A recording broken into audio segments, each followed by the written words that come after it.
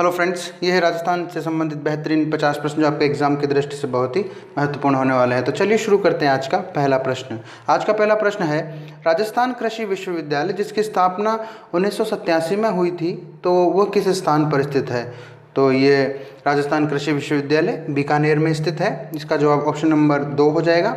अगला प्रश्न है, संपूर्ण राज्य क्षेत्र में स्थायी लोक अदालत गठित करने वाला देश का प्रथम राज्य है। तो इसका जवाब हो जाएगा राजस्थान। राजस्थान संपूर्ण राज्य क्षेत्र में स्थायी लोक अदालत गठित करने वाला देश का पहला राज्य है। अगला प्रश्न है, जैविक खेती की नीति को लागू करने वाला भारत का प्रथम राज्य है।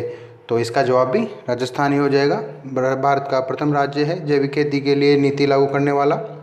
अगला प्रश्न है, विश्व बैंक की सहायता से कृषि विस्तार प्रणाली को अपनाने वाला देश का प्रथम राज्य है।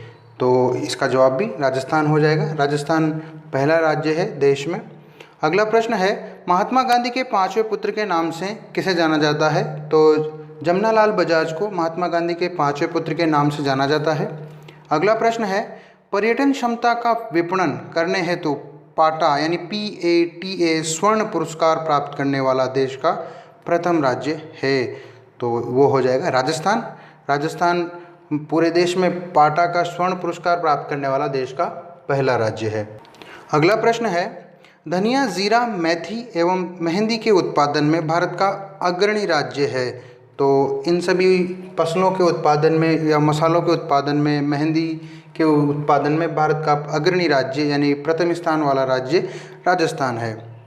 अगला प्रश्न है, राज्य में सर्वाधिक खाद्यान्न उत्पादन वाली फसल है। तो इसका जवाब हो जाएगा गेहूँ। गेहूँ सर्वाधिक उत्पादित खाद्यान्न है जो राज्य में सर्वाधिक खाद्यान्न के रूप में होती है। अगला प्रश्न है, राज्य में सर्वाधिक तिलहन उत्पादन वाली फसल है। तो सरसों व राई जो तिलहन में आती है उनका सर्वाधिक उत्पादन राजस्थान में होता है। अगला प्रश्न है, राज्य में सर्वाधिक दलहन उत्पादन वाली फसल है। तो इसका जवाब हो जाएगा चना। चना सर्वाधिक होता है दलहनों में यहाँ पर। राज्य का सबसे बड़ा गेहूँ उत्पादक जिला है। तो श्री गंगानगर इसका जवाब हो जाएगा, क्योंकि गंग नहर और इंदिरा गांधी नहर की वजह से वहाँ पर पानी की प्रचुर मात्रा है, इसलिए वहाँ पर गेहूं की खेती सर्वाधिक होती है। इसलिए गेहूं उत्पादन में अग्रणी जिला श्री गंगानगर हो जाएगा। अगला प्रश्न है, मेवाड़ का उद्धारक तथा दानवीर के नाम से किसे जाना जाता है? तो ये भामाशाह इसका आंसर हो जाएगा, जिसने राणा प्रताप की मदद की थी। अगला प्रश्न है, राजस्थान में किसान आंदोलन का जनक किसे कहा जाता है? तो विजय सिंह पथिक को राजस्थान में किसान आंदोलन का जनक कहा जाता है, जिन्होंने बिजोलिया आंदोलन में भी भाग लिया था। अगला प्रश्न है, मेवाड़ केसरी उपनाम से कौन जाने जाते हैं? तो महाराणा प्रताप को मेवाड़ केसरी के उपनाम से जाना जाता है। अगला प्रश्न है, राजस्थान में पत्रकारिता का पितामह किसे कहा जाता है? तो पंडित झाबरमल शर्मा को पत्रकारिता का पितामह कहा जाता है। अगला प्रश्न है, राजस्थान में स्थापत्य कला का जनक किसे कहा जाता है? तो महाराणा कुंभा को स्थापत्य कला का जनक कहा जाता है राजस्थान में। अगला प्रश्न है, राजस्थान का सर्वाधिक रंगीन मेला कौन सा है? तो इसका जवाब हो जाएगा पुष्कर का मेला। पुष्कर का मेला सर्वाधिक रंगीन मेला है राजस्थान का। अगला प्रश्न है, सर्वाधिक पशु मेलों का आयोजन करने वाला राजस्थान का जिला है। तो नागौर में सर्वाधिक पशु मेलों का आयोजन होता है। अगला प्रश्न है, स्वतंत्रता संग्राम के लिए सबसे कम आयु के शहीद थे। तो खुदीराम बोस इसका जवाब हो जाएगा। ये भारत की हिस्ट्री का प्रश्न इसमें आ गया है, पर फिर भी पढ़ लेते हैं। तो खुदीराम बोस इसका आंसर हो जाएगा। अगला प्रश्न है, राजस्थान सरकार द्वारा प्रारंभ की गई भागीरथी योजना का सर्वाधिक महत्वपूर्ण आधार क्या है? तो स्व अभिप्रेरणा इसका महत्वपूर्ण आधार था भागीरथी योजना का।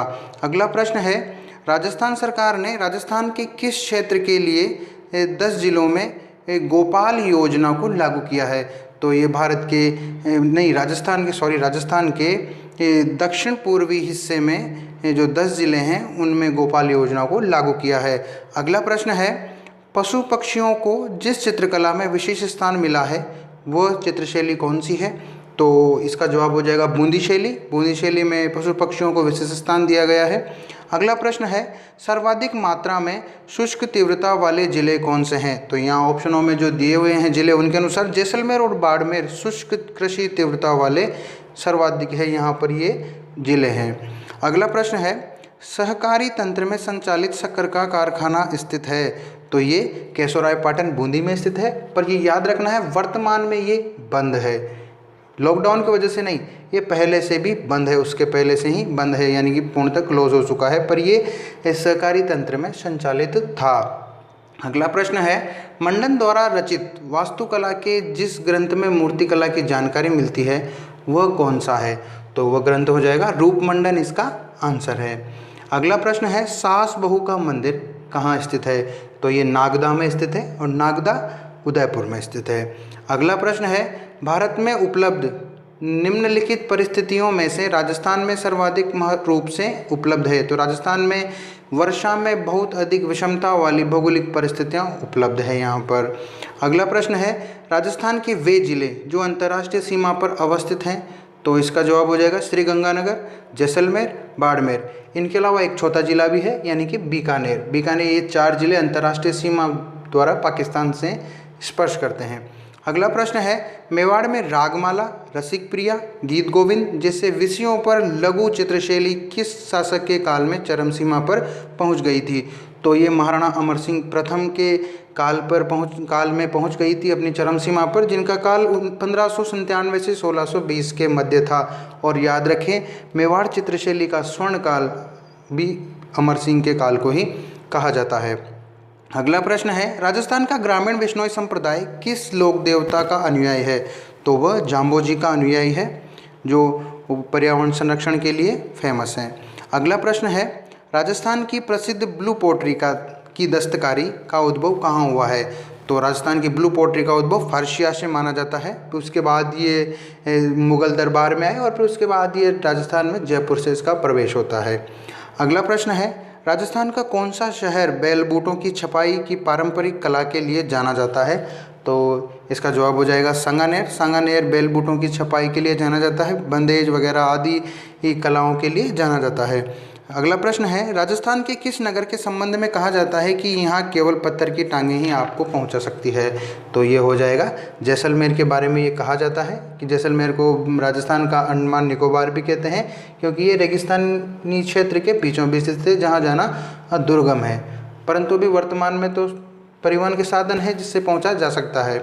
अगला प्रश्न है, मुँह से बजाया जाने वाला वाद्य यंत्र है? तो यहाँ पर जो ऑप्शन दे रखे हैं उनमें से अलगोजा हो जाएगा, क्योंकि अलगोजा सुशीर वाद्य है जिसे फूंक देकर बजाया जाता है। एक तारा तत्वाद्य है, यानी तंतु वाला वाद्य है, और नौबत व ताशा अवनद यानी कि ताल वाद्य हैं। अगला प्रश्न है, सन 1857 में आउवा में किस ब्रिटिश पॉलिटिकल एजेंट की हत्या की गई थी? तो कैप्टन मैकमोसन की हत्या की गई थी। और ऑप्शनों में जैसे जॉर्ज पैट्रिक लॉरेंस दिया हुआ है, तो ये अजमेर मेरवाड़ा के एजीजी थे 1857 की क्रांति के समय। अगला है, कैप्टन सावर्स हैं यहाँ पर। तो कैप्टन सावर्स 1857 की क्रांति के समय मेवाड़ के पॉलिटिकल एजेंट थे, और कर्नल बर्टन यानी मेजर बर्टन जो कोटा के पॉलिटिकल एजेंट थे 1857 की क्रांति के समय। अगला प्रश्न है, थार पारकर प्रजाति कहाँ पाई जाती है? यानी कि ये मालानी नस्ल की गायें और थार पार की नस्ल की गायें एक ही क्षेत्र में पाई जाती है, तो वो कौन सा क्षेत्र है? तो इसका जवाब हो जाएगा ऑप्शन नंबर 2, यानी कि जैसलमेर, बाड़मेर, जोधपुर क्षेत्र में पाई जाती है।